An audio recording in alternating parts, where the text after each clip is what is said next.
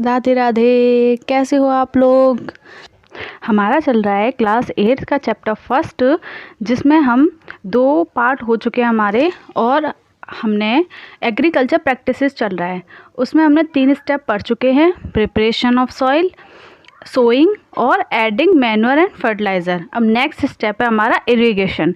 Irrigation क्या होता है? तो सिंपल लैंग्वेज में इरिगेशन होता है क्रॉप प्लांट्स को वाटर देना।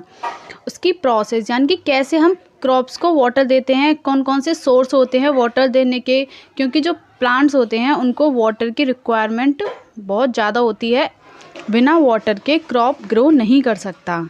Water is absorbed by roots, germination of seeds, nutrients dissolved in water are transported, supply of water to crops at regular intervals.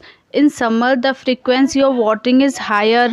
Water जो एब्जॉर्ब होता है वो रूट के थ्रू एब्जॉर्ब होता है प्लांट्स में, और जब वाटर एब्जॉर्ब हो जाएगा तभी सीड का जर्मिनेशन होगा। न्यूट्रिएंट्स डिज़ोल्व जो होते हैं वो ट्रांसपोर्ट होते हैं। वाटर का सप्लाई जो होता है वो रेगुलर वे में होना चाहिए। समर में प्लांट्स को ज़्यादा ज़रूरत होती है वाटर की। पढ़ते हैं सोर्स कौन कौन से होते हैं इरिगेशन के।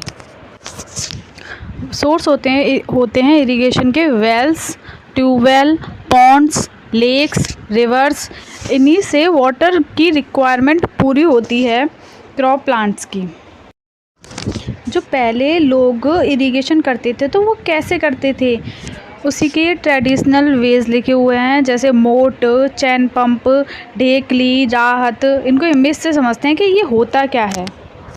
ये फर्स्ट है हमारा मोट, इसमें कुएं से पानी निकालते हैं और बस डालते हैं, ये सिंपल सा है मैनुअली। सेकंड है हमारा चैन पंप, इसमें एक लॉन्ग चैन होती है और बहुत सारे सर्कुलर डिस्क होते हैं जिसमें पानी भर जाता है, फिर उसे खेतों में डाल दिया जाता है।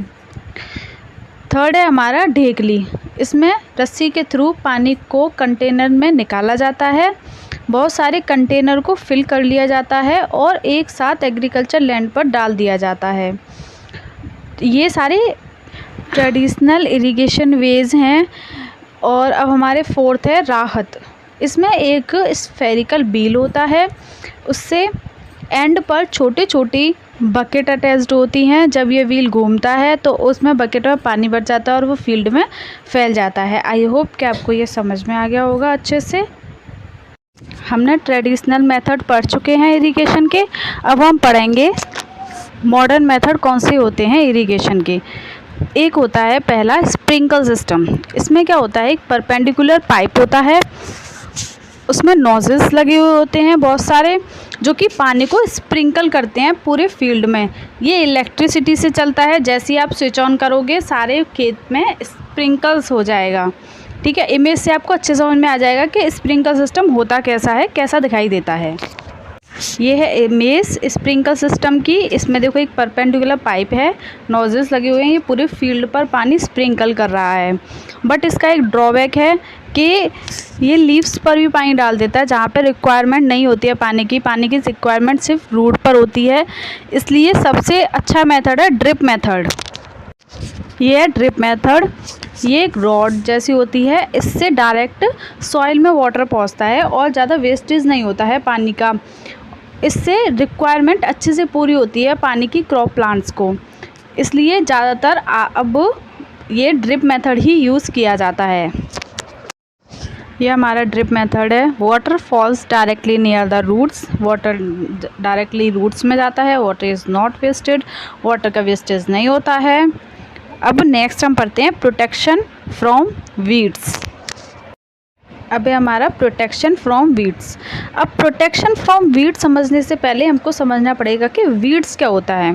वीड्स होता है अनडिज़ायरेबल प्लांट्स, वो प्लांट्स जो कि हमारे क्रॉप के साथ ग्रो हो जाते हैं बट उसकी रिक्वायरमेंट हमको नहीं होती है, तो इनको हमें निकालना होता है। The removal of weeds is weeding. इसी प्रोसेस को वीड्स को निकालने को बोलते हैं हम weeding. Affect the growth of crop, ये जो होते हैं वो क्रॉप पर भी अफेक्ट करते हैं। मैनुअली हम इसे खुरपी से रिमूव कर सकते हैं। Manually removal of weed by खुरपी।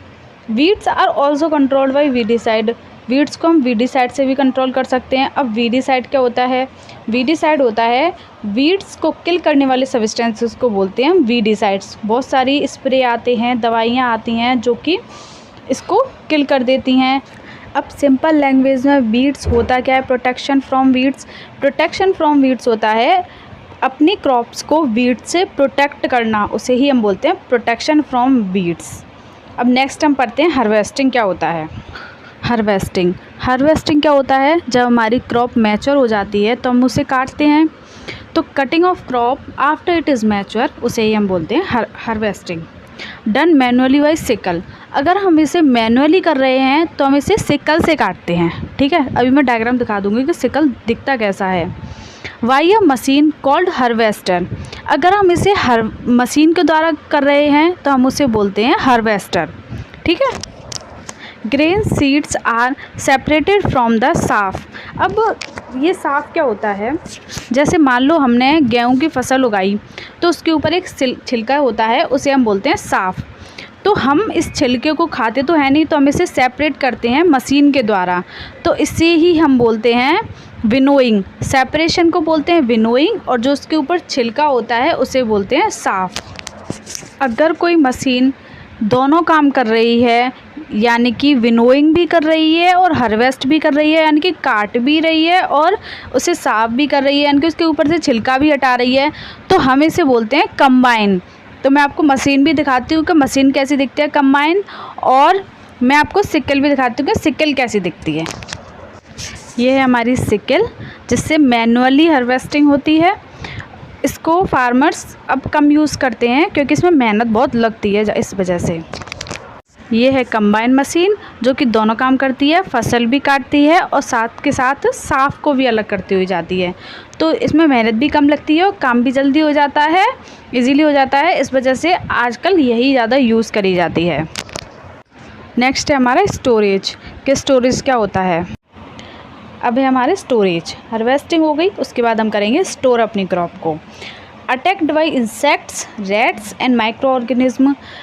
जब हम स्टोर करते हैं तो रैट्स, इंसेक्ट्स, माइक्रो ऑर्गेनिज्म उस पर अटैक करते हैं, तो इसके प्रिवेंशन के लिए हमको कुछ चीज़ों का ध्यान रखना चाहिए कि जब हम उन्हें स्टोर करें तो उनको या तो जूट बैग में स्टोर करें। वो क्या होते हैं, मोटे होते हैं, तो माइक्रो ऑर्गेनिज्म से अटैक नहीं कर पाते और उनमें मॉइस्चर भी नहीं आने देते। आप लोगों ने अपने घरों में देखा होगा कि जब हम गेहूं को स्टोर करके रखते हैं तो उनमें कुछ दवाइयाँ डालते हैं, तो वो दवाई डाली जाती हैं ताकि जो माइक्रो ऑर्गेनिज्म है उस पर अटैक नहीं कर पाएँ और उसमें कोई भी कीड़े वगैरह ये सब कुछ हो नहीं। तो इस वजह से स्टोरेज के लिए कुछ दवाइयाँ भी यूज़ करी जाती हैं। नीम लीव्स भी यूज़ करी जाती हैं। नीम लीव्स उसमें मॉइस्चर नहीं आने देती, नीम लीव्स यूज़ करी जाती हैं। कुछ ग्रेनरीज होती हैं जो उनको स्टोर करती हैं। तो स्टोर करने के बहुत सारे साधन होते हैं जिससे माइक्रो ऑर्गेनिज्म, रैट्स, इंसेक्ट उन पर अटैक नहीं कर पाते हैं। आई होप कि आपको वीडियो अच्छी लगी होगी। आज हमारा क्लास 8th का चैप्टर 1 कंप्लीट होता है। कल हम इसकी एक्सरसाइज करेंगे। Okay, thank you.